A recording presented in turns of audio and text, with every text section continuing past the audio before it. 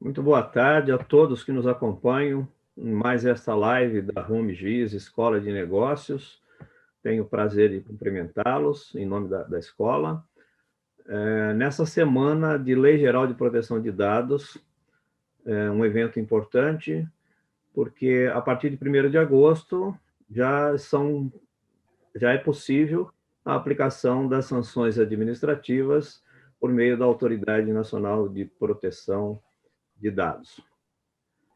Nessa live de hoje, nós vamos falar de um tema: prevenção pode evitar a responsabilização das empresas perante a Lei Geral de Proteção de Dados?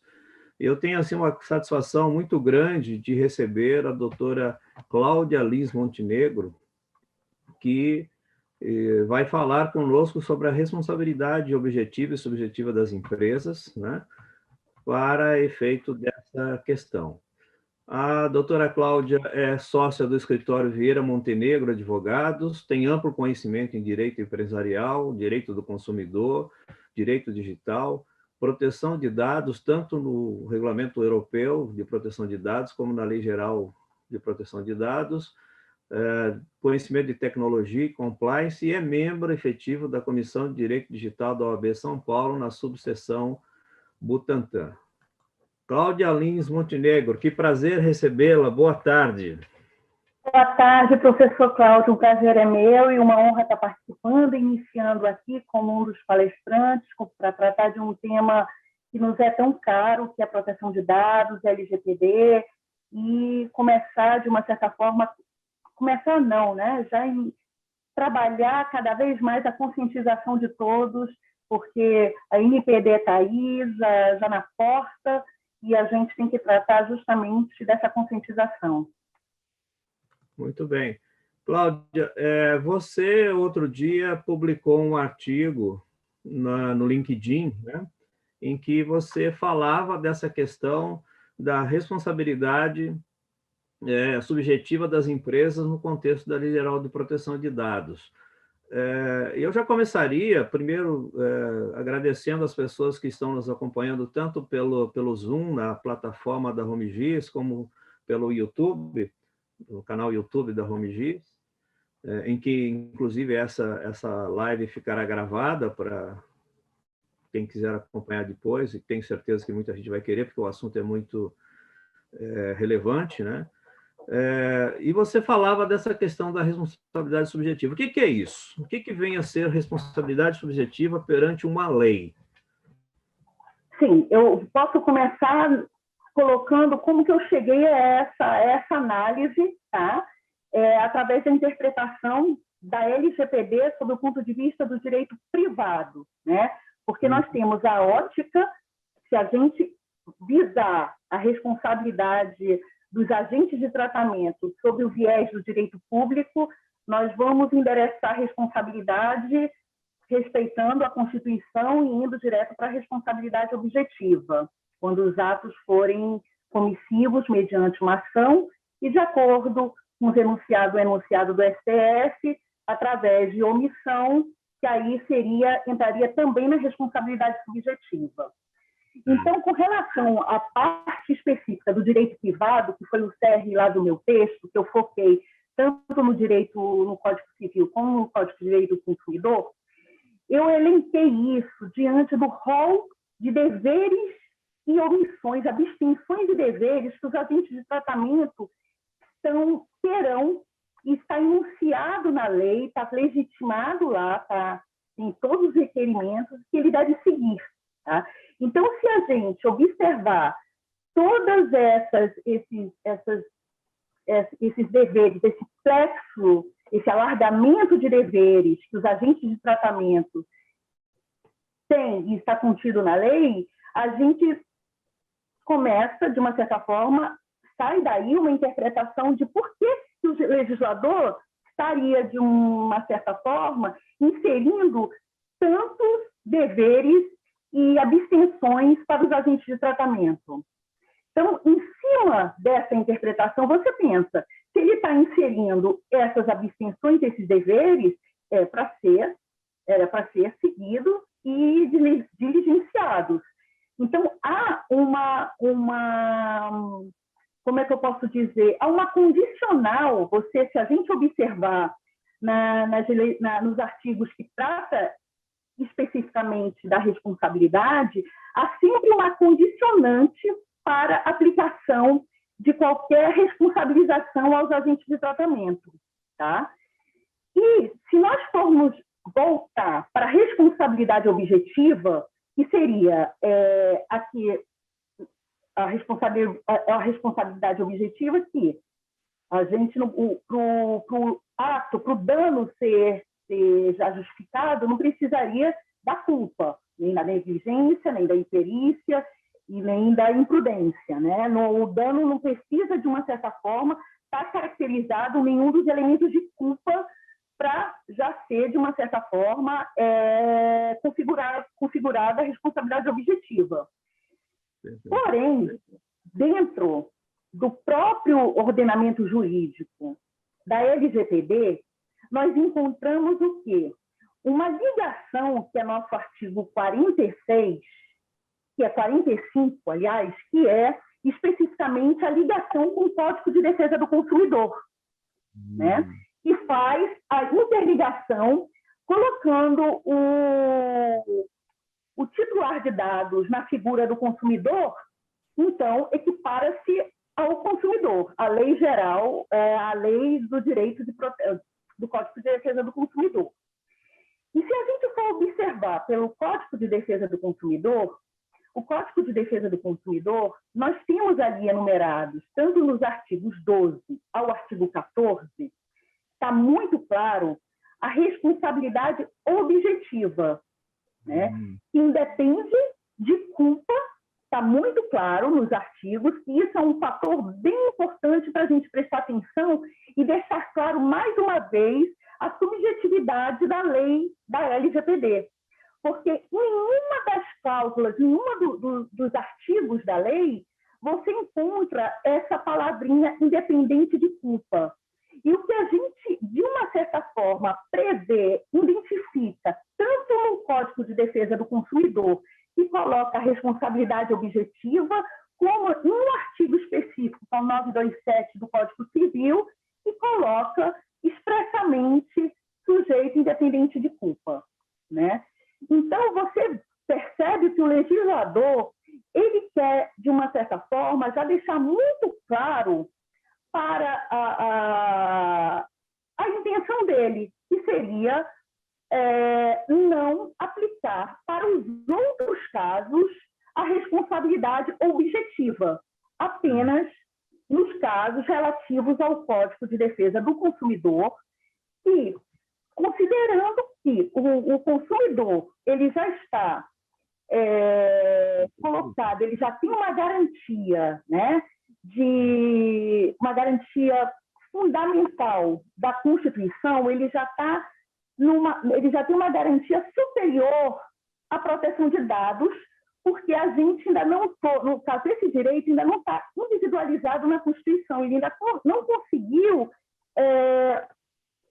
ter alçado o direito fundamental na Constituição. Então, nesse caso... Pode continuar, por favor. Então, nesse caso, considerando que o Código de Defesa do Consumidor, no ordenamento jurídico da legislação, ele é superior à LGPD, respeita-se, nesse caso, o Código de Defesa do Consumidor e respeita-se a responsabilidade objetiva. Perfeito.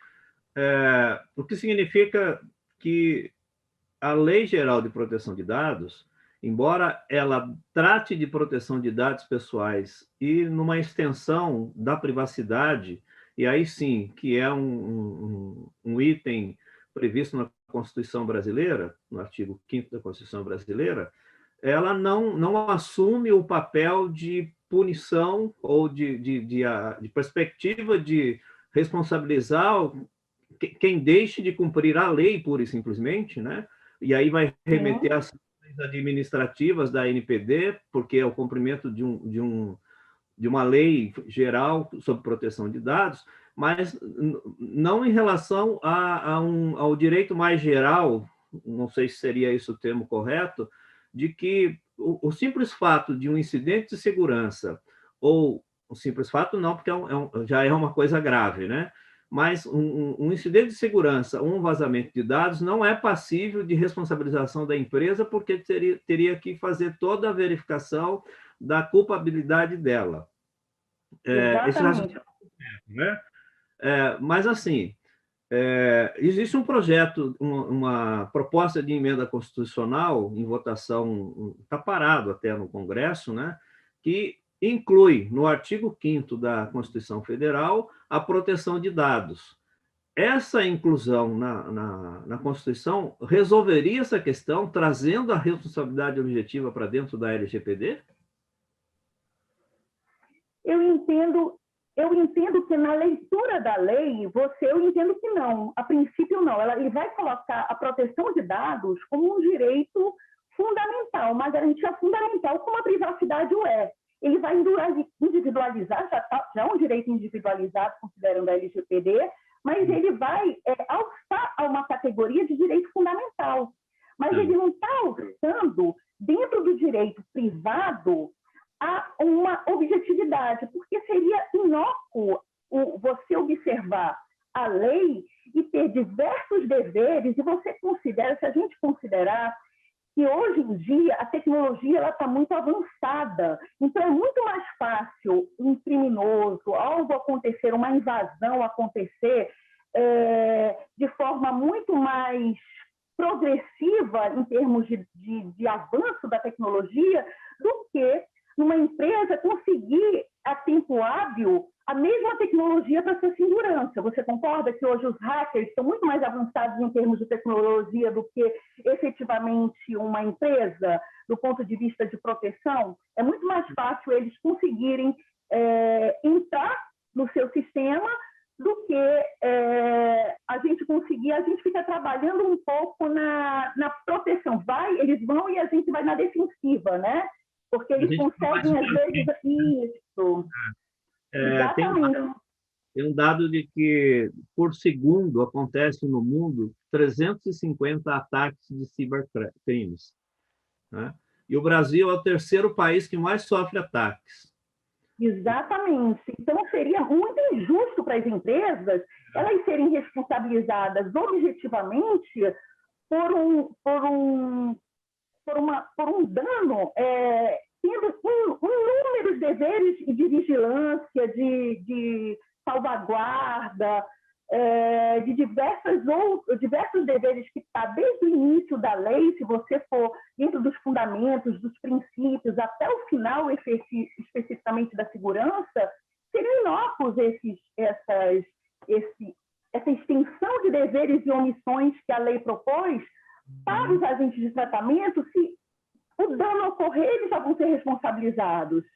Então, e considerando também, se a gente for pensar, né, professor Cláudio, que a lei ela também tem como fundamento a livre iniciativa, o avanço tecnológico. Então, ela tem que se pautar, hoje em dia, para tentar dar segurança realmente específica aos agentes de tratamento, a segurança jurídica, né? Ela, de uma certa forma, já deixar isso tudo estruturado e dentro de uma ligação escalonada e fundamentada, mas também ela tem que defender também a livre iniciativa. Ela não pode, de uma certa forma, paralisar tudo isso, colocando simplesmente uma responsabilidade. Ocorreu o dano, eu já vou responsabilizar a empresa.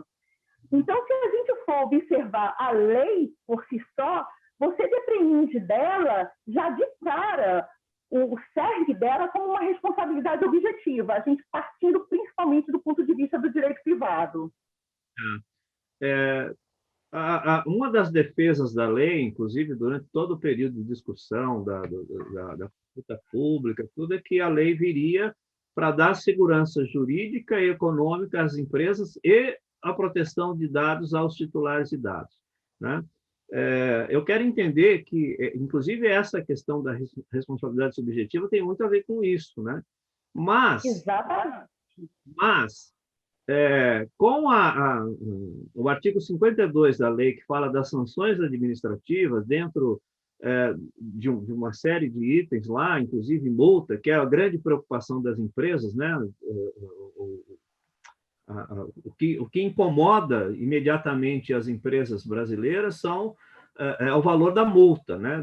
Da multa lá que tem um teto de 50 milhões de reais, mas corresponde a 2% do faturamento anual, descontados os impostos, essa coisa toda. Tem toda lá uma metodologia, uma orientação de como se estabelecer isso. Há outras sanções, as sanções até, inclusive, de proibir a empresa de usar o banco de dados que ela tenha, e aí vai inviabilizar o seu negócio no relacionamento com seus clientes. E me parece isso, inclusive, esse item e o tornar público a infração de uma empresa, me parece ser os danos maiores para a reputação e para a imagem de uma empresa que não tenha essa atenção de se adequar à lei ou o cuidado de cumprir a lei, né? Mas o que eu quero dizer, com essa possibilidade da NPD começar a aplicar, eu não acredito que seja de imediato, porque o próprio presidente da NPD disse que vai haver um processo todo de educação a respeito da lei, isso realmente é necessário, e a gente tem o exemplo do próprio Código do Consumidor, que no começo era aplicado sem qualquer critério, até que a população começou a perceber o que era o seu direito de consumidor, e o código se estabilizou e já completou 30 anos e está aí como uma referência da relação consumerista entre empresas e pessoas, né? O que eu queria conduzir, assim, de que forma que a NPD vai atuar, ou se já é possível a gente comentar a respeito disso, no processo de responsabilização das empresas, não necessariamente de maneira objetiva, até porque ela tem advertência como uma das sanções, e tem lá um processo todo de defesa, chama lá, como é que é, o direito de defesa e o contraditório, tudo para se explicar. E uma das colocações da própria lei é a questão da boa-fé, né? A demonstração de boa-fé, o que significa que é a vontade de fazer, não é a infração por si, pela voluntariedade da empresa de cometer uma infração, mas muito mais por questão de investimento, necessidade de investimento, que as empresas não se prepararam, pelo desconhecimento da lei, até porque, por isso, talvez o processo de educação é importante nesse momento. Como é que poderia ser esse processo? Eu entendo, professor, desculpa. Eu entendo, professor, que nesse momento a gente está saindo de uma pandemia, né? 2 anos, praticamente. Muitas empresas quebraram. Eu acredito que nesse momento especificamente delicado que as empresas estão passando, com budget baixo, sem muitas condições de investimento, houve uma demissão em massa nesse período. Então, eu acredito que a NPD vai ser muito cautelosa nesse sentido. Por quê? Porque ela não é intenção nenhuma da NPD aplicar multas nesse momento vultuosas e quebrar as empresas. Muito pelo contrário. Ela vai passar, eu acredito, que nesse momento, a trabalhar nesse período de conscientização, de adequação, mas já fiscalizando que você, empresa, tem que começar a trabalhar e mostrar com o ativo seu, né? Não pensando na sanção ou pensando na multa, mas pensando como agregar valor à sua empresa, você está dentro dessa premissa de proteção de dados e colocando o seu cliente, né, o seu titular, como centro do seu negócio. Então, quanto mais as empresas demonstrarem que elas estão se adequando, estão procurando fazer treinamentos, conscientizando seus colaboradores, tendo um cuidado com os operadores, com que eles estão fazendo as tratativas, contratos, um canal direto com o seu consumidor ou com o seu, no caso, o seu titular de dados no seu próprio site, para ele se perceber a transparência da sua empresa e o cuidado que está tendo com relação a esses dados. Quanto mais a empresa conseguir demonstrar, por isso que é muito importante as empresas registrarem tudo, ter o dever, tanto que está ali entre um dos princípios, né? O dever de responsabilidade na parte da prestação de contas e dos registros.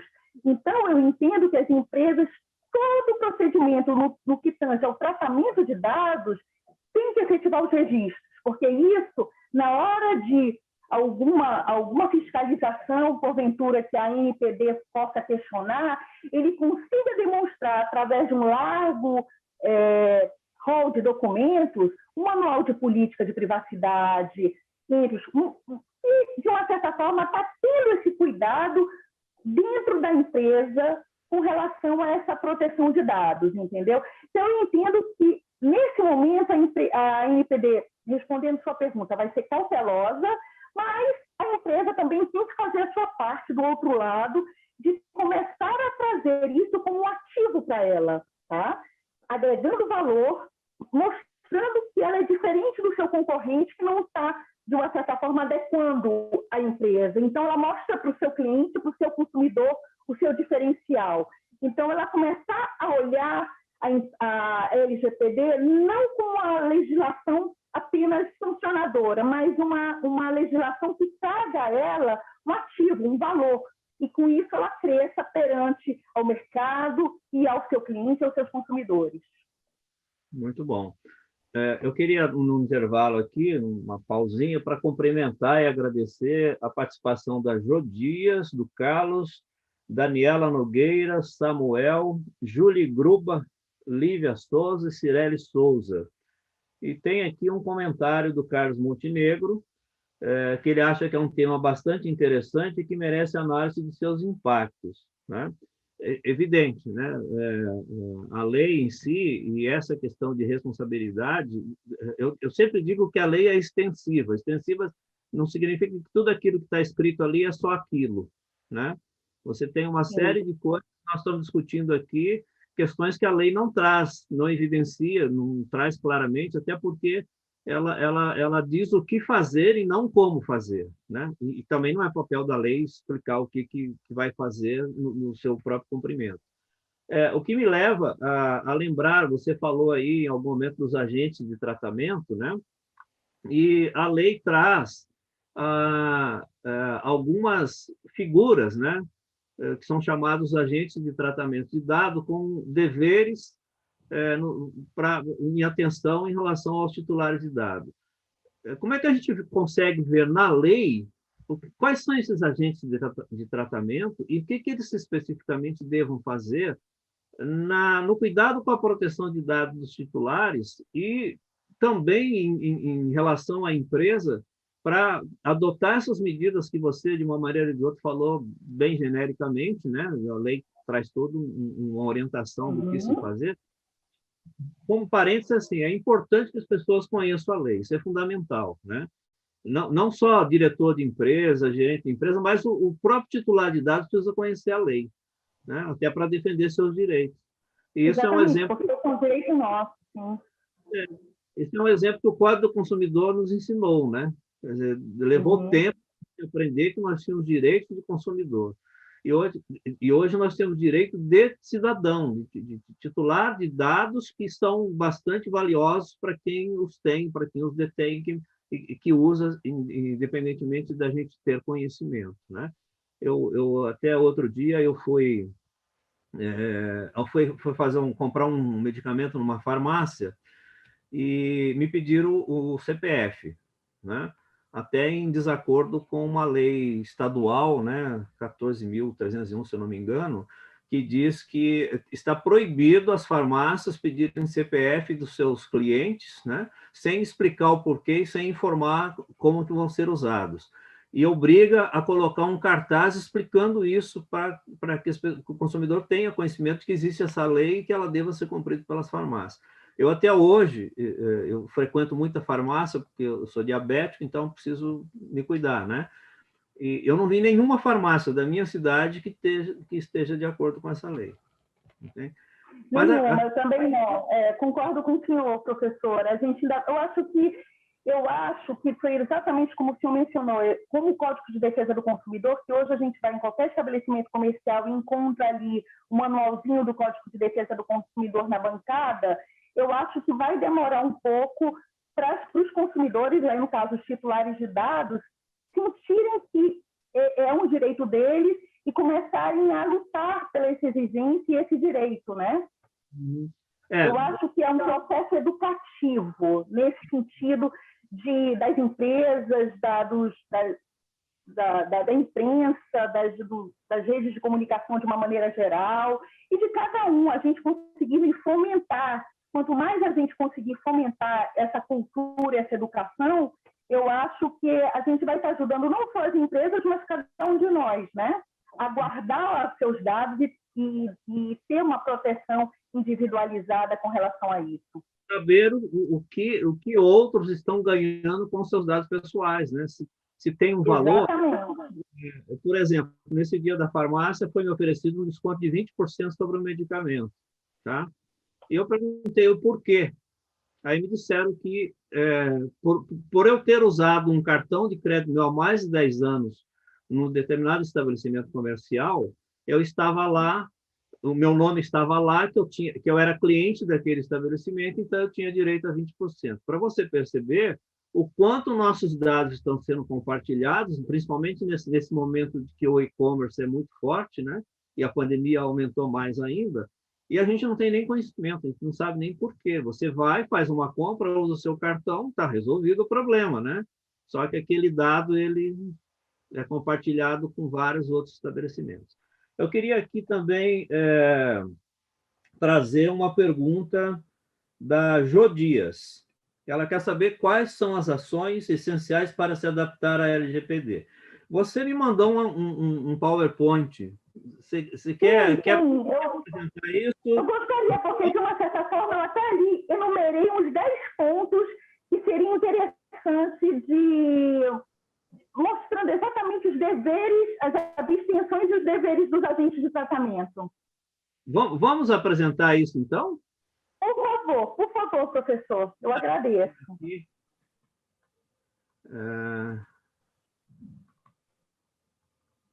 Estão vendo a tela, compartilhando tela? Está vendo? Sim. Tá, então você vai me orientar. Tá bom, pode indo aqui uma mini bio minha, o conceito efetivo de responsabilidade civil, tá?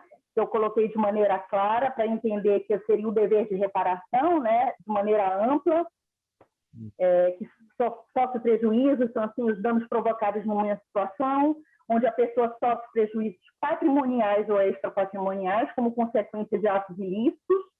Tal dever surge em decorrência de um dever jurídico originário de não gerar danos ao outro.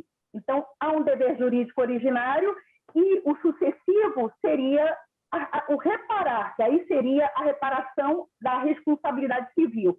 Então, o sucessivo da responsabilidade civil houve o descumprimento do dever originário, vem a reparação da responsabilidade civil, ao dano, né? Além disso, é importante destacar que o dano gerador da responsabilidade não é apenas voltado, isso aí é um ponto, né, aos danos materiais, mas também às questões morais. Uhum. Que é o dado pessoal tem muito a ver com essa questão moral, né? Principalmente se for um dado sensível. Exatamente, de ofensa, exatamente, é o dado sensível. Foi, inclusive, um ponto interessante que eu coloquei hoje, fazendo uma análise de uma postagem que eu fiz, falando de termos culturais, o que é um dado pessoal para você, que pode não ser nada instigante ou ofensivo, dependendo da cultura de um país, pode ser algo muito forte, né?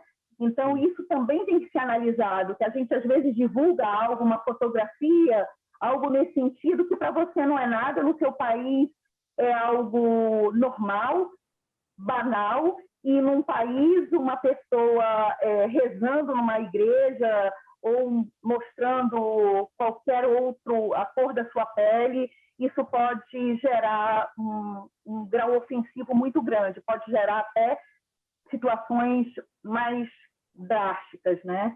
Então, isso é importante. Eu diria, eu ia mais além, eu não diria somente entre países, não. Eu acho que o Brasil, por ser completamente culturalmente diversificado, culturas regionais devam ser respeitadas também, né? Eu viajei bastante. Exatamente. A gente vê muita diferença de cultura entre as regiões, maneira de vestir, maneira de falar, né?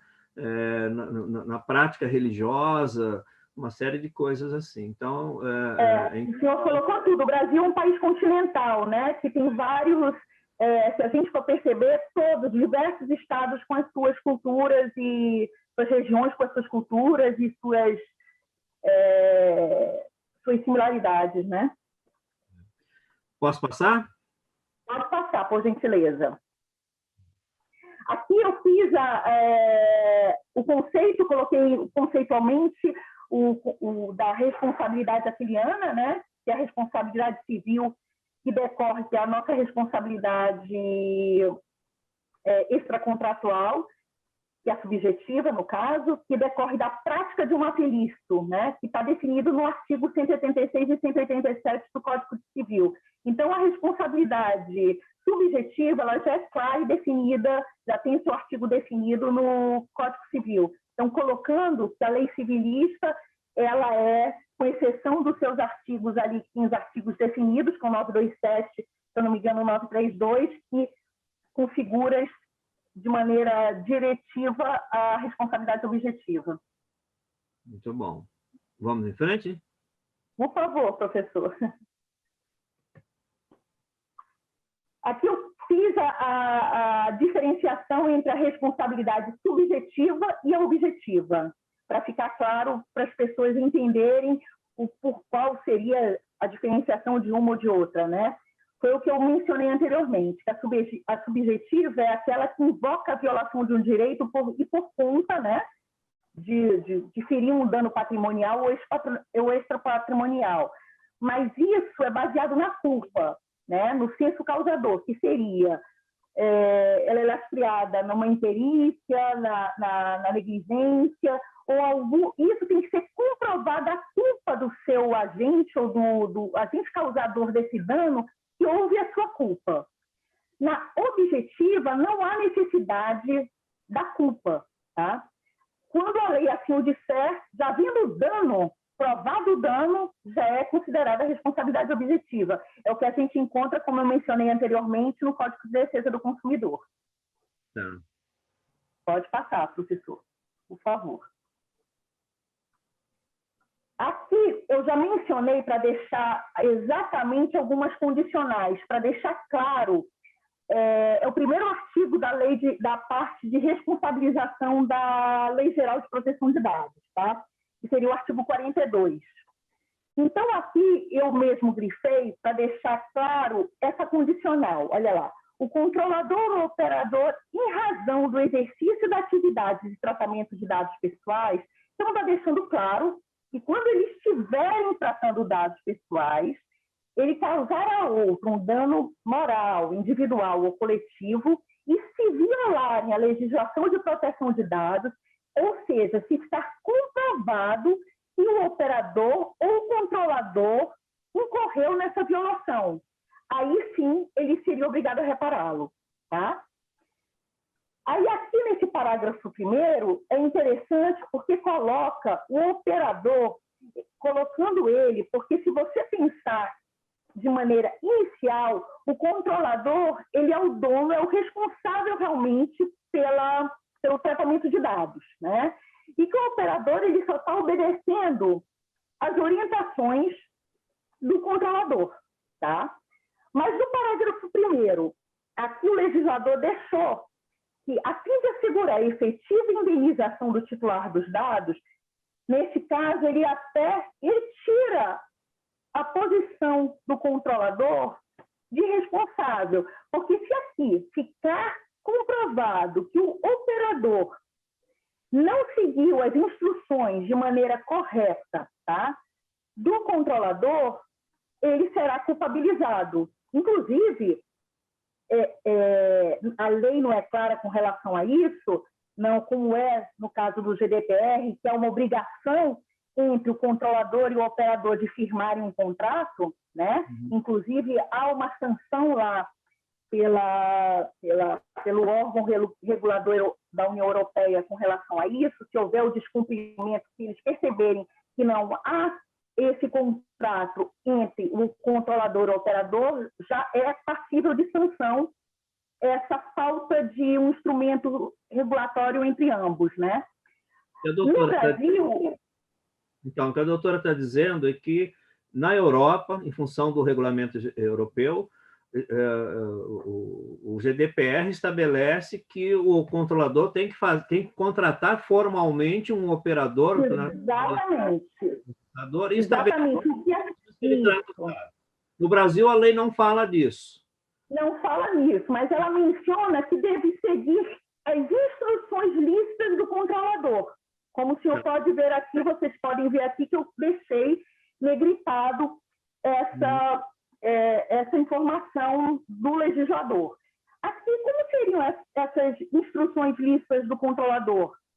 Para, de uma certa forma, o controlador provar que houve descumprimento através das instruções lícitas do controlador, essas instruções vão ser baseadas em quê? Num contrato? Eu vejo que só através de um contrato. Eu não consigo ver que o controlador faria isso através de e-mail. É mais seguro ter um contrato formalizado, mesmo que seja em meio digital, mas que deixe claro quais são as instruções que o controlador passa para o operador para realizar o tratamento de dados daqueles dados que estão encaminhados a ele.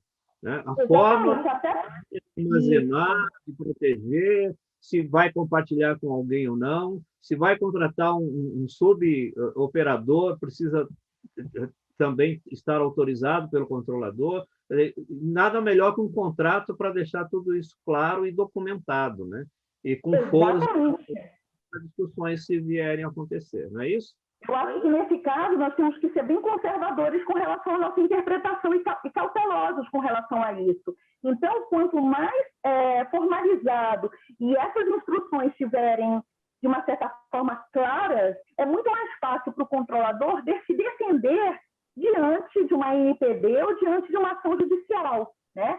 Que o operador se desviou do que foi orientado, as instruções que lhe foram passadas, e ele se exime da culpa. Então, eu vejo dessa forma. Até mesmo como uma maneira de provar ao órgão regulador, aí, que é a ANPD, ou se for para um tribunal, para o próprio tribunal, que a responsabilidade por um possível incidente de segurança, um vazamento de dados, não foi provocado pelo controlador. Ele tomou as medidas... professor. O operador é que não seguiu as instruções lícitas que foram passadas por ele. Está correto isso? É isso mesmo. O senhor entendeu o meu recado. Que ótimo.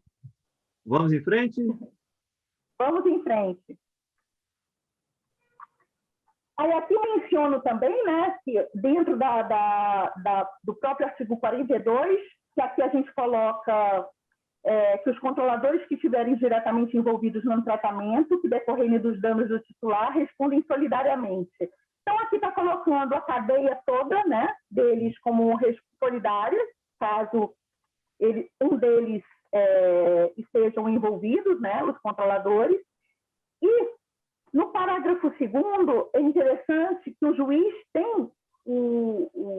pode inverter, da mesma forma como ocorre no Código de Defesa do Consumidor, pode haver, na Lei Geral de Proteção de Dados, que assim o juiz, através de uma análise subjetiva, né, do que ele percebeu, uma hipossuficiência do titular de dados, ele inverteu o ônus da prova e colocar, no caso, a empresa para colocar toda a documentação comprobatória, né?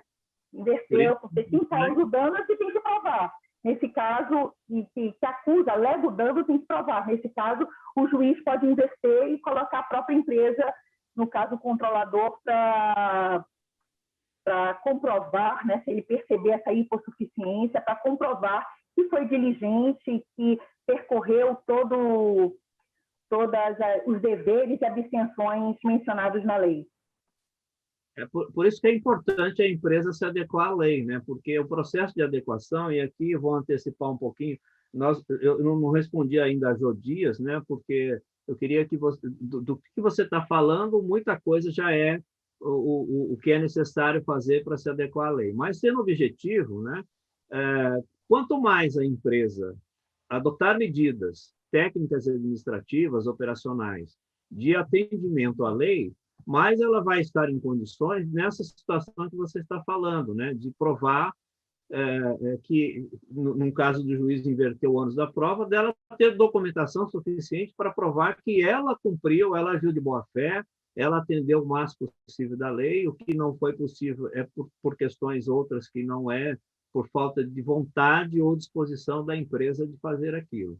Não é isso? É esse o aspecto? Exatamente. É por isso mesmo que é importante o que eu mencionei lá atrás, que é um dever, né, de quanto mais registros, né? Por isso que é importante haver o registro de tudo que é feito com relação ao tratamento de dados.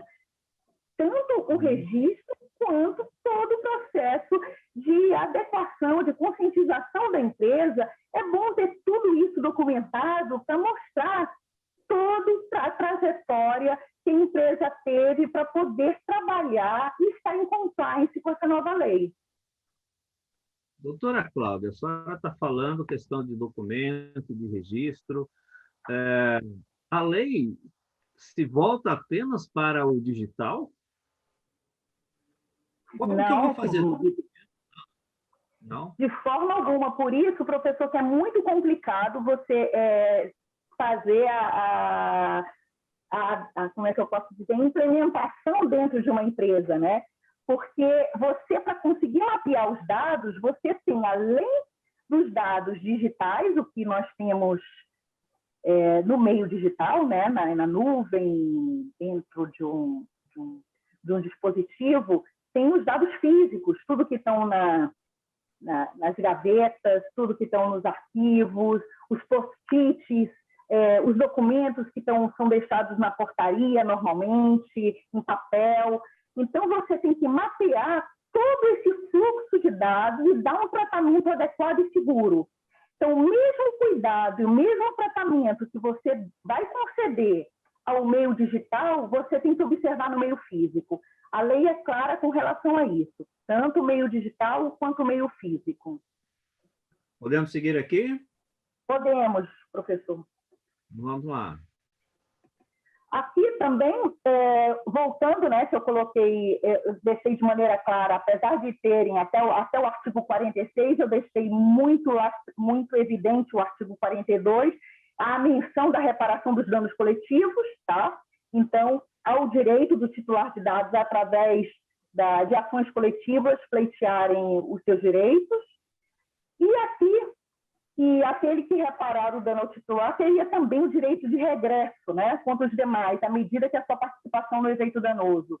Então, se, no caso, um controlador for acionado e há uma responsabilização solidária do operador ou de um outro controlador, ele tem o direito de regresso contra esses outros agentes da cadeia. Mas não dentro da lei, né? É um processo que vai mover... É um processo à parte, exatamente. Ele vai e depois teria que entrar com uma nova ação para ressarcimento. Ele teria que entrar com uma ação de regresso ou chamar eles a LIDE, no caso, né? Para eles integrarem o polo como corresponsáveis com relação ao dano ocorrido. Com curiosidade, é uma situação que pode ser revertida por meio de arbitragem? Mediação e arbitragem? No tribunal de... Porque eu entendo que, como há o direito arbitral com relação a isso, a lei é clara que pode ser tanto na esfera do judiciário como na esfera arbitral. Então, hoje, cada vez mais, tem se usado a arbitragem para dirimir os conflitos. Então, nesse caso, eu acho que seria até mais célere, se a gente pensar... Eu entendo que, apesar de mais caro, é mais, né, como em termos de valores, se a gente for partir para uma arbitragem, normalmente os custos são maiores, mas a celeridade também é mais rápida. Mais rápido. Eu queria aproveitar aqui para deixar você respirar um pouco, né? Eu vou pegar um pouquinho de água. Jô, ainda vamos completar a resposta para você, mas, de uma maneira geral, nós estamos falando de vários assuntos que são necessários para uma empresa se adequar, se adaptar à lei, tá? Apresentação, professor, que tem um slide depois, que, lá na frente, que tem os deveres de ação e abstenção aos agentes de tratamento, que eu coloquei 10, que é justamente como os agentes de tratamento vão ter que adequar à legislação.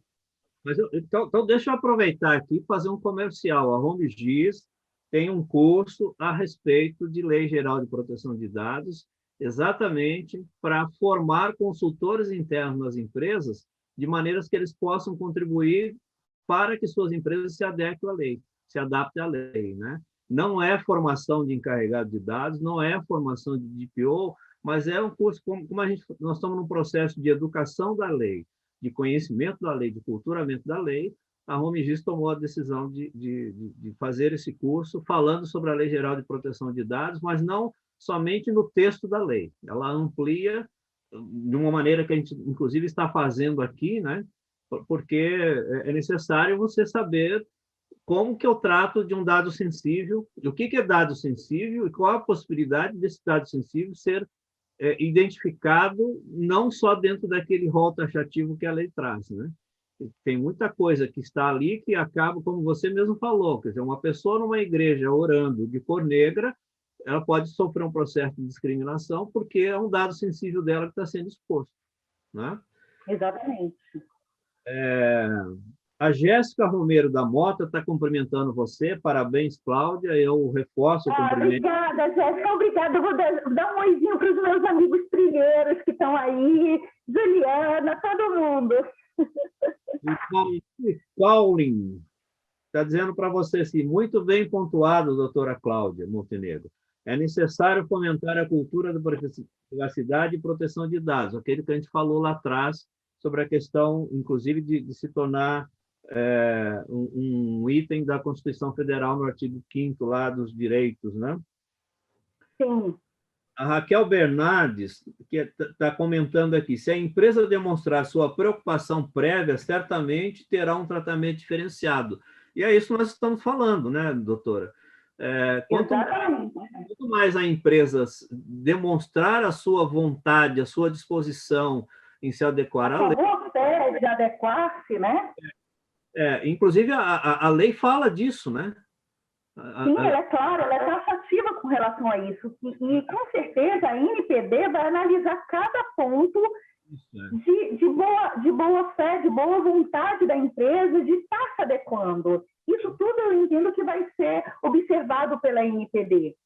Até porque o processo, e a lei fala disso, né?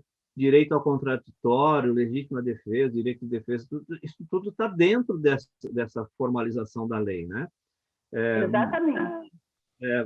Inclusive, acho que é o artigo 50 ou 44, agora não me lembro, que fala sobre a governança de dados, que é o processo de governança que leva a empresa a realmente ter uma gestão sobre o tratamento de dados pessoais, né? E aí, isso daí, algumas coisas vão estar presentes somente no curso da HomeGIS, tá? Que é falar dos princípios, como é que eles se aplicam, os direitos, os requisitos legais, né? Não sei se você vai apresentar aqui, mas eu já estou adiantando que a gente também vai tratar disso no curso da HomeGIS. Eu estou mais focado realmente na responsabilização. Podemos seguir, então? Por favor, professor. Aí está. Aqui foi o que eu mencionei anteriormente no início da nossa conversa, o Código de Defesa do Consumidor, né? Que é a Lei 8.078 de 90, que coloca de forma clara o ponto da responsabilização objetiva, tá? Do caso no fornecedor, né? Aqui e deixa também taxativo, que foi o que eu grifei, independente da existência de culpa. Então, a gente vai observar que a legislação, o legislador, deixa sempre muito claro quando é uma responsabilidade objetiva. E é o que ele deixa claro, que a nossa lei do Código de Defesa do Consumidor e vai ser, no caso, quando o titular de dados tiver alçado a categoria de consumidor, a responsabilidade é objetiva. Aqui, ó, só para dizer o importante do que você falou. Elisa Bianchini. Parabéns, Cláudia. Obrigada, Maria Elisa. Vamos em frente. Aqui também foi o que eu mencionei em cima, né, que eu coloquei justamente o artigo 12 do Código de Defesa do Consumidor. Você pode seguir, que aí eu vou mostrar o artigo 13 e o 14, que são nesses artigos, do 12 ao 14, que estão taxativamente demonstradas os artigos no que tange à responsabilidade objetiva. Tá? Aqui são as excludentes de responsabilidade, que menciona o artigo 13 do Código de Defesa do Consumidor, mas aqui infere-se apenas ao Código de Defesa do Consumidor. Tá? A excludente de responsabilidade da LGPD respeita-se à LGPD. Pode ir? Pode ir, por favor. Pode seguir, que aqui é a continuidade dos artigos. Aqui é o artigo 14, que eu faço a menção também do independente da existência de culpa pela reparação dos danos. Então, é o que eu deixo claro, que o artigo do Código de Defesa do Consumidor vai do artigo 12 ao 14, demonstrando a responsabilidade objetiva.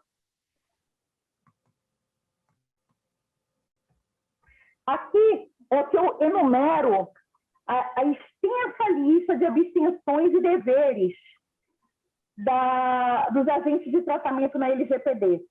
Então, eu sempre, na hora que eu fiz a análise, inclusive na minha leitura anterior, para fazer o artigo que foi que o senhor leu e se interessou e me fez... Para com esse negócio de senhor, tá? Tá bom, você, Cláudio, tá bom. Então, vamos colocar aqui. Do artigo, eu numerei do 1 ao 10, tá? Não sei se você consegue já colocar todos os artigos, aí fica mais fácil.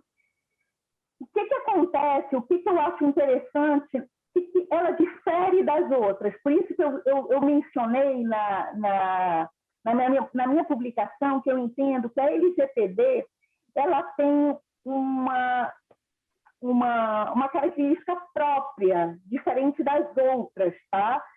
Porque apesar das outras, estou falando isso, serem binárias na culpa ou no risco, estou falando isso, as legislações antecedentes à LGPD, tá?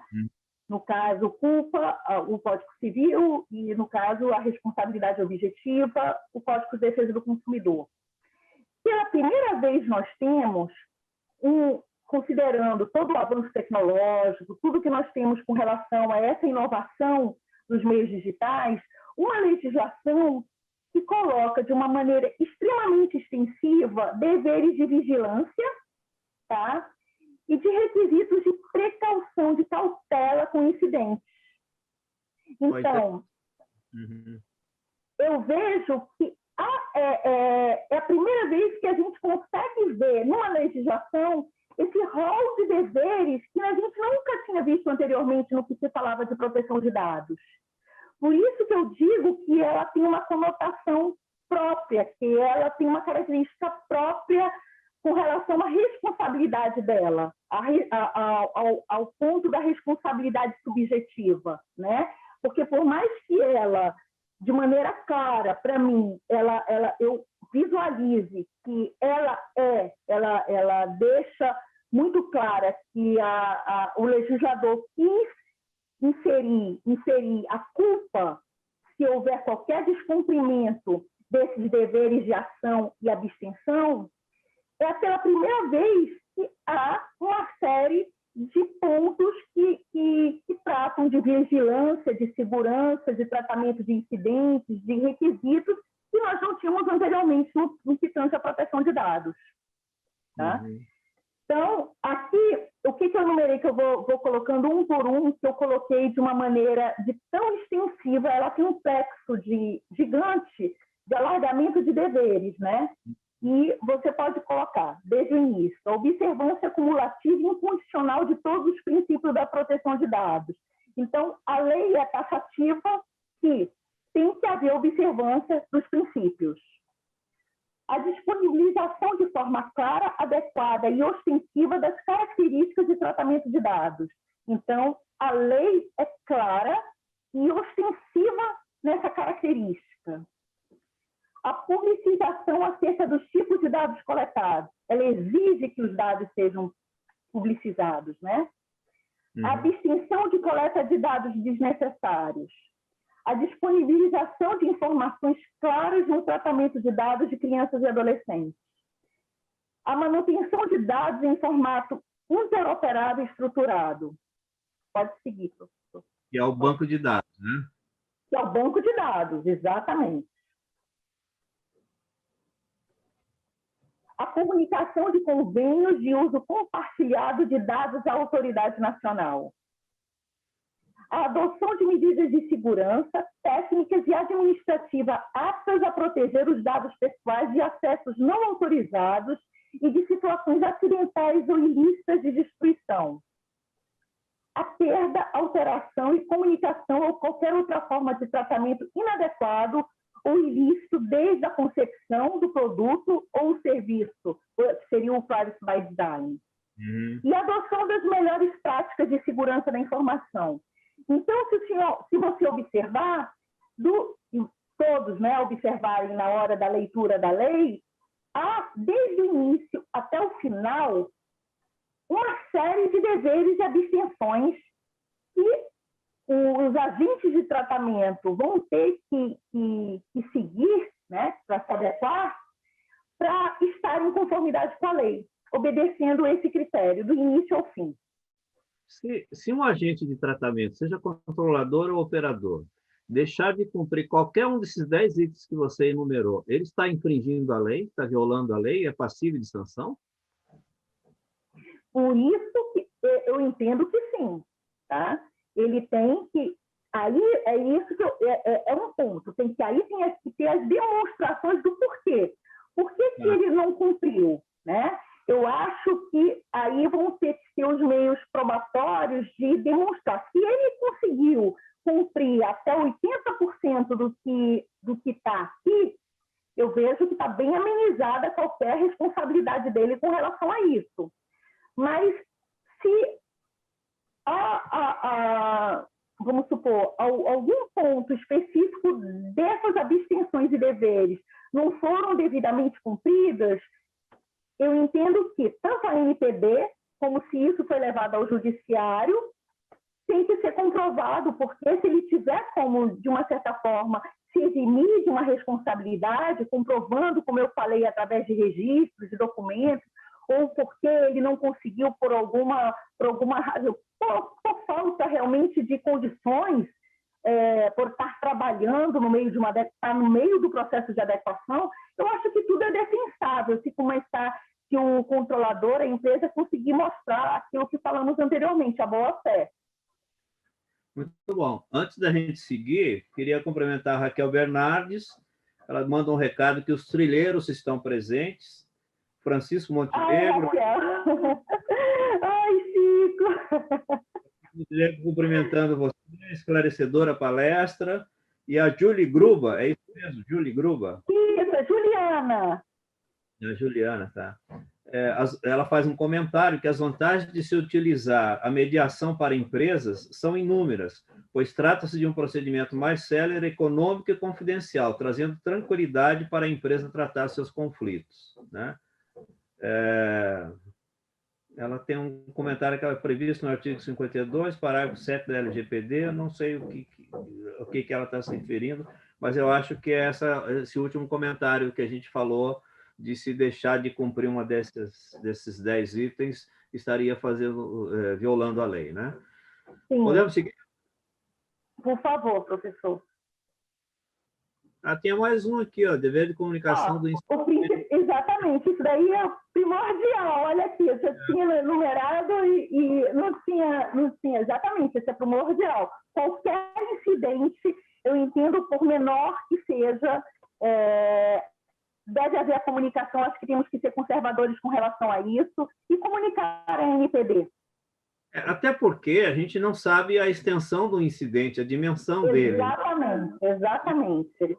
Você tem, por exemplo, a perda de um pendrive, que para você não é nada, né?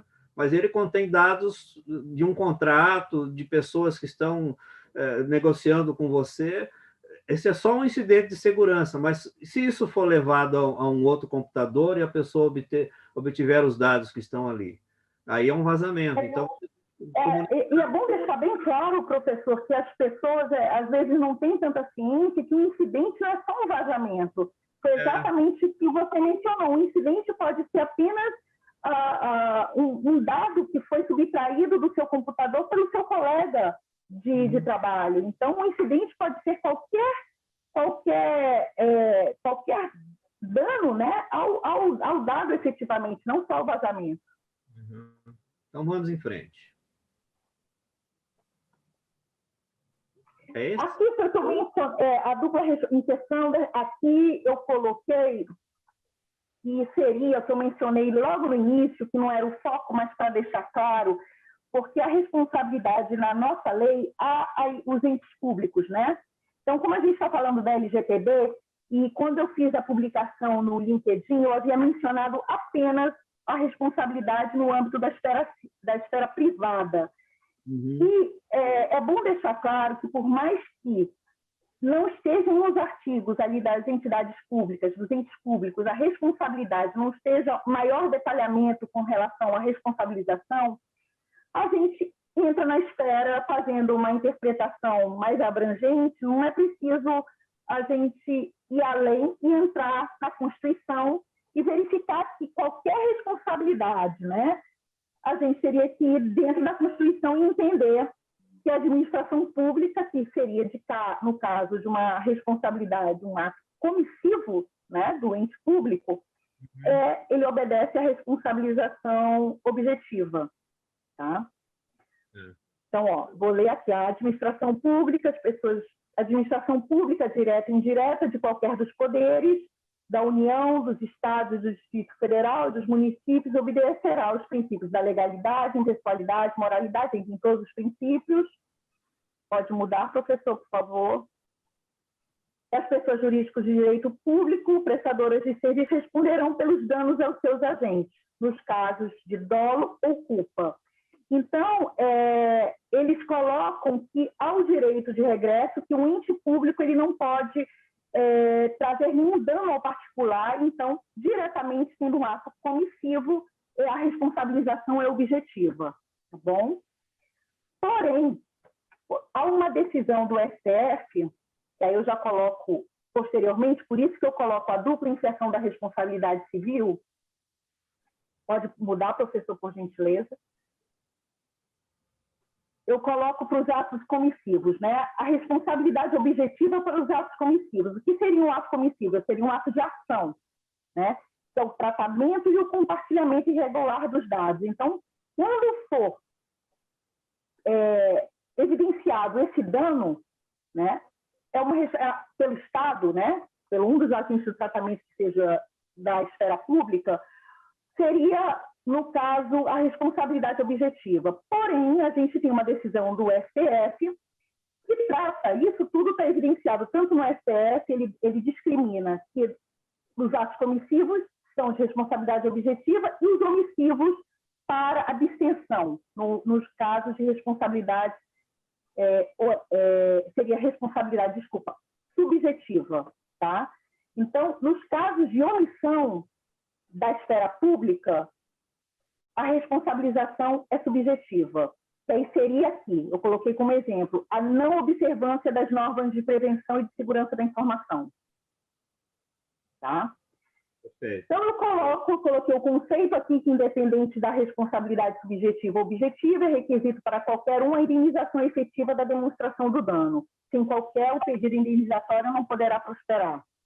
Então, eu coloquei na esfera pública, só para a gente ter, de uma certa forma, uma leitura abrangente, tanto do ente privado como do ente público. Então, a gente consegue observar que, dentro da lei, a gente consegue ver essa dualidade, né? Tanto sobre a culpa como sobre o risco. A responsabilização binária envolvendo essas duas situações. Porém, a preponderância da leitura dos artigos e da leitura de todas essas abstenções e deveres que a gente conclui através de uma interpretação da intenção do legislador e tudo mais, a gente, pelo menos a minha interpretação, eu entendo, apesar de haverem interpretações diferenciadas, que a responsabilização é subjetiva. Muito bom. Eu vou aproveitar um comentário do Francisco Montenegro aqui para levantar uma questão que está se falando de Lei Geral de Proteção de Dados Pessoais, né? E muitas empresas estão preocupadas, aquelas que estão preocupadas, né, com os dados dos clientes, das pessoas que são seus consumidores, que têm relação econômica, às vezes, de comercial econômica com essas pessoas. Estão se esquecendo que os seus funcionários também são pessoas físicas, pessoas naturais, cujos dados precisam ser tratados de acordo com a lei também, né? O Francisco fala aqui que o empregador também tem responsabilidade. Sim, tem responsabilidade, né? Eu gostaria até de ressaltar que o Francisco Montenegro é meu cunhado, ele é juiz do trabalho. Então, ótimo. Ele tem todo o entendimento com relação a esse assunto, realmente, porque ele é juiz do trabalho no Rio de Janeiro, titular no Rio de Janeiro, então ele tem todo o entendimento com relação a esse assunto. Deixa eu fazer uma pergunta para ele, então, se já surgiu algum processo trabalhista lá no tribunal que ele trabalha, a respeito de direito de empregado, de proteção de dados de empregado. Porque eu soube essa semana que nós temos no estado de São Paulo 608 processos judiciais, de uma maneira geral, não só de empregado, né, de funcionário, sendo julgados nos tribunais brasileiros, nos tribunais paulistas, né? E uma boa parte é de funcionário de empresa, que por uma ou outra, e o vazamento de dados de pessoas, trabalhadores de empresa, é muito rápido, é muito fácil, né? Acontece por desatenção, por descuidado, por desconhecimento, né? E por até, vou aqui ousar um pouco dizer, por desrespeito às pessoas, né? Eu coleto os dados dos funcionários, aquilo que eu vou usar com seguro, com plano de saúde, com banco, com convênio, com um monte de coisa, com frota, e sem pensar que eu estou expondo esse meu funcionário, né, de uma maneira indevida. Então, depois o Francisco nos responde aqui. Por favor, doutor Francisco, né, com todo o respeito. Podemos seguir então, doutora? Podemos. E o que eu mencionei anteriormente, que eu coloquei como um dos... A lei você não elencou alguns princípios, né?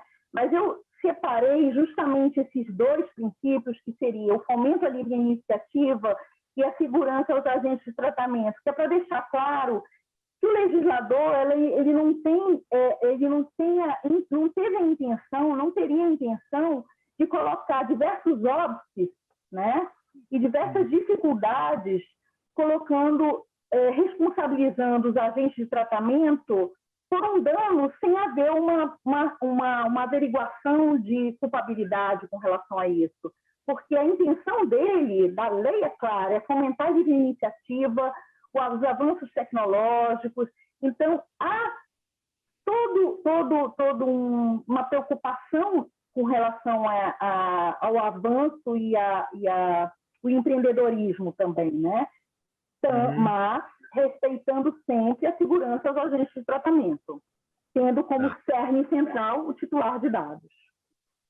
O que eu estou entendendo é que a lei ela não implica desfavorecimento para ninguém, nem para a empresa, para a organização, para o controlador, para o operador, nem para o titular de dados. Na verdade, ela está trazendo diretrizes para disciplinar a relação entre o uso de dados pessoais das pessoas de uma maneira lícita, correta, verdadeira e necessária, né?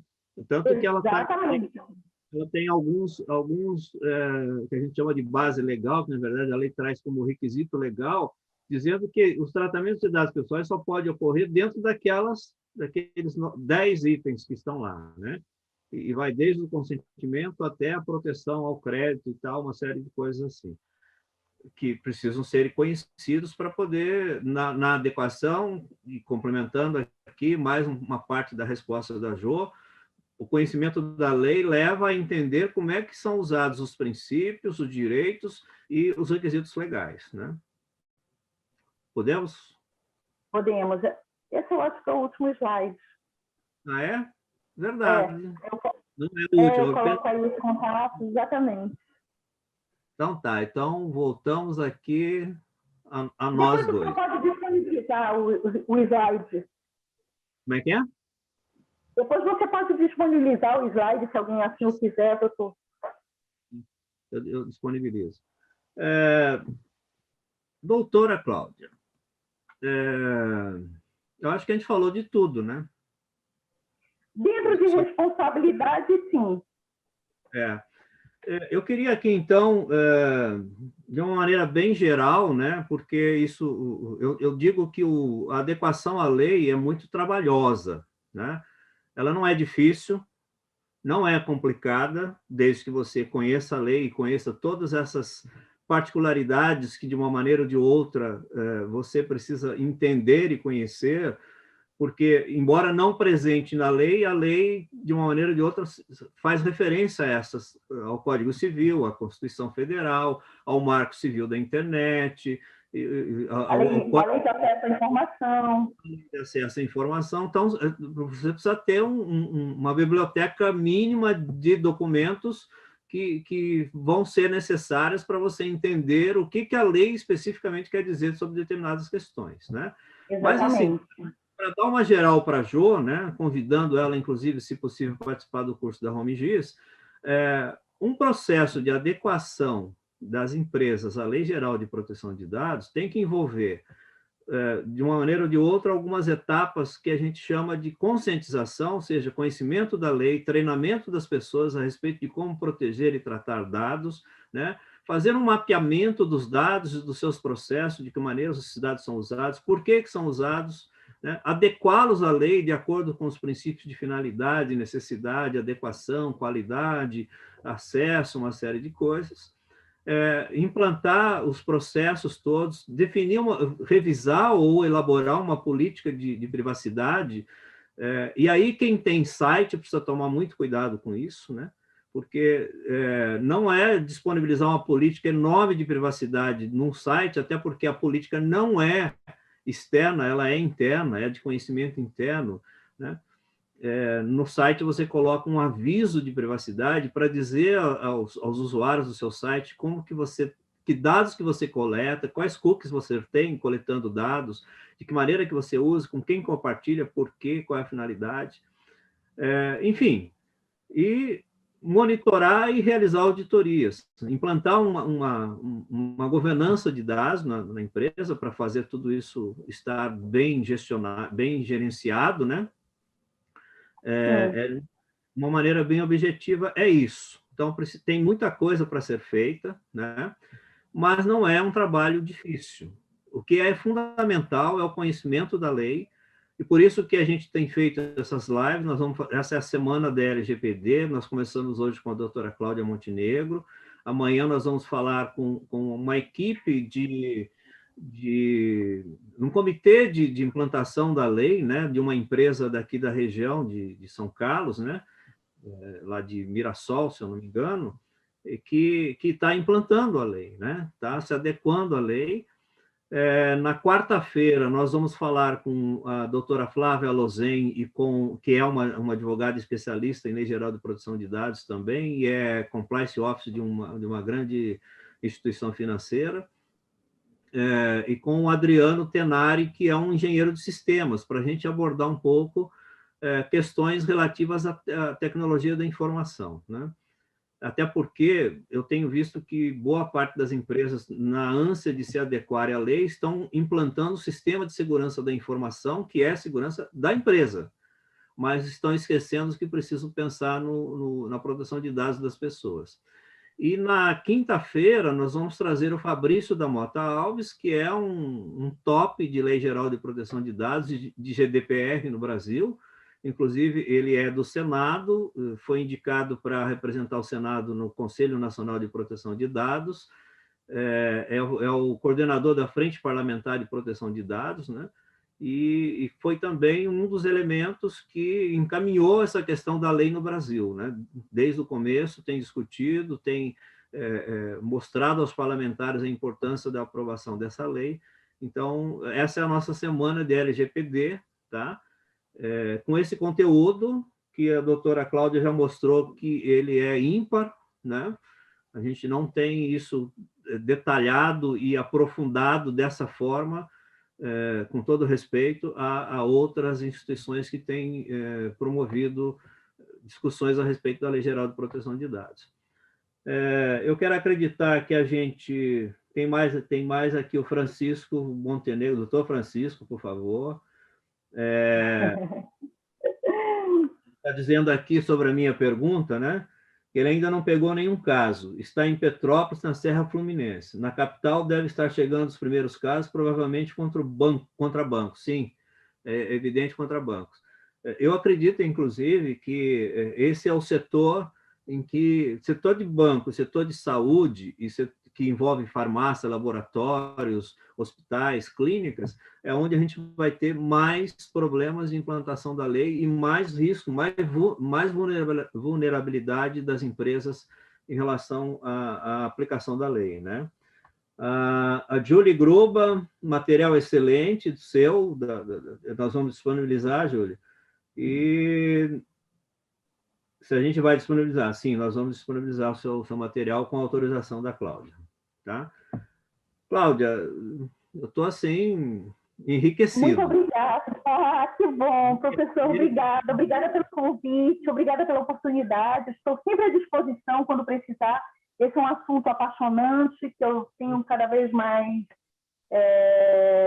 me aprofundado e me apaixonado cada vez mais com relação a esse assunto.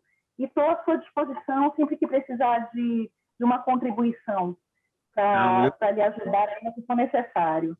Agradeço muito ter aceito o convite, disponibilidade, ter dedicado um tempo da sua vida profissional e familiar para preparar esse material, para se preparar para discutir conosco, para trazer tanta informação, né? Reforçando o que eu digo, que a lei não é pura e simplesmente um texto, porque tem muita coisa para ser aprendida, e isso é útil, né? Além de ser uma lei diferente, né? Uma lei que tem princípios, que tem uma tecnicidade bastante bem estruturada, ela ainda nos exige aprender a respeito de outras leis, né? Outros documentos legais. Sim, exatamente. Você tem que buscar fontes extras para conseguir entender e se aprofundar, né? Isso até em outros países, outros lugares que, de uma certa forma, já têm enraizada a privacidade e a proteção de dados, muito antes, que a gente é um bebezinho ainda com relação a esse assunto. Então, a gente busca na Europa a origem e trabalha para tentar entender todo o histórico, toda a parte histórica, aqui no Brasil, as correlações e coligações das legislações. Então, é um estudo bem aprofundado para a gente conseguir entender todas essas interseções. Eu não sou advogado, tá? Eu sou jornalista de formação e hoje eu sou professor universitário, né? E agora professor da Romigis também há cerca de 3 ou 4 meses, se eu não me engano. Mas, assim, essa lei ela é tão cativante e tão instigante que está me fazendo aprender um pouco de leis no Brasil, mais do que eu... Eu achei que você era advogado. Pela profissão de jornalista, eu sou obrigado a conhecer muito de lei, né? Mas, assim, essa lei tem me forçado, e é delicioso você poder estudar direito brasileiro, olhar o ordenamento jurídico brasileiro. A gente, inclusive, como jornalista, a gente contesta muitas decisões que são tomadas porque a gente não conhece a lei, né? E quando a gente passa a conhecer, nós passamos a compreender por que decisões tais que contrariam os nossos entendimentos, porque a gente é leigo no assunto, né? Por que elas são tomadas dessa forma? E eu vou tomar a liberdade aqui de trazer, para a gente encerrar o assunto, né? Encerrar o assunto, não, a conversa pode continuar. Decisões de 2 tribunais recentes, um acho que foi de São Paulo, outro acho que do Mato Grosso, ou os 2 de São Paulo, se eu não me engano, tribunais de justiça, em que o titular de dados moveu um processo pedindo indenização para uma instituição, que eu não lembro qual é, também não é o caso. Numa decisão, foi negado, foi julgado improcedente, porque o juiz entendeu que não houve dano para a pessoa. Houve o vazamento de dados, mas não houve dano para a pessoa, né? O outro tribunal, pelo contrário, reconheceu que sim, que houve dano porque houve o vazamento de dados, né? Por que eu estou colocando essas duas situações? Primeiro, porque a lei, e os 2 processos foram movidos com base na LGPD, tá? Tá. A lei ela não caracteriza dano vazamento de dados judicial, né? O dano, ele tem que ser... Não. O dano, exatamente, ele tem que ser comprovado, tá? Então, não adianta eu acionar, entrar com uma ação judicial e não conseguir comprovar esse dano. Então, se esse dano, eu como titular de dados, porque eu tenho como titular de dados o caminho da esfera judicial para tentar ter os meus direitos ressarcidos, né? No caso da NPD, é um outro ponto. A NPD ela vai fiscalizar as empresas para ver se as empresas estão obedecendo todos os critérios, tudo que está prescrito em lei. É uma fiscalização administrativa da NPD. Exatamente. Não é dentro do direito, né? Exatamente. A diferença é que precisa ficar bastante bem destacada, né? O que não impede... Os tribunais foram julgados dessa maneira diferente, mas não impede que lá na frente, a partir de 1º de agosto, né, como eu já disse, não acredito que vai ser imediato isso, mas a partir de 1º de agosto a NPD possa multar uma empresa porque ela está fazendo uma multa administrativa, né? São duas esferas distintas, né? Então, se o titular ele não teve seu direito preenchido aqui na esfera judicial, ressarcido aqui na esfera judicial, porque ele não teve como comprovar o seu dano e o julgador, no caso o juiz, ele entendeu que não havia dano, o que ele pode fazer? Ele pode tentar, ele tem como administrativamente procurar a NPD e tentar pleitear, colocar todos os pontos e pleitear que a empresa seja multada com relação ao que aconteceu. Ela pode ir lá na NPD e contar o que aconteceu para que a empresa seja fiscalizada e multada. Mas com relação ao valor indenizatório que ela teria como titular, seria aqui na esfera judicial. Sim, porque a multa que a NPD cobra não reverte em benefício do titular. Não. Fundo de defesa defesa do direito, defesa, como é que é? Fundo de então,